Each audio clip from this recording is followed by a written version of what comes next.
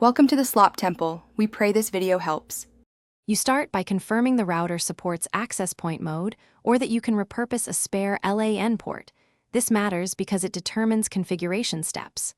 Once done, gather an Ethernet cable, the AP device, and admin credentials so you won't interrupt the flow.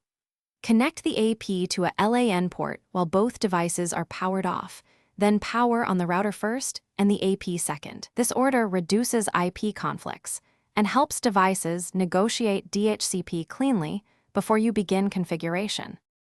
You now log into the AP's web interface using the static IP or manufacturer tool.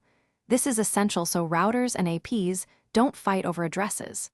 Change the AP's IP to a static address inside the router subnet, but outside its DHCP pool, and then disable the AP's DHCP server so the main router manages IPs.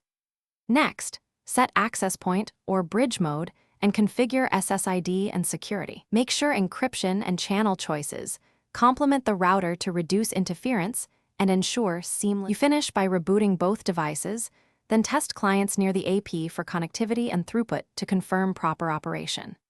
If clients connect but are slow, adjust channel or placement and verify the AP uses the router's gateway and DNS. That explains why traffic flows correctly.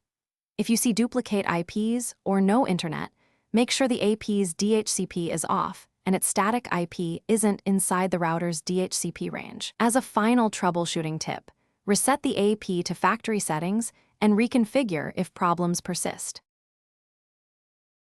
Thanks for watching. Consider subscribing if we helped you.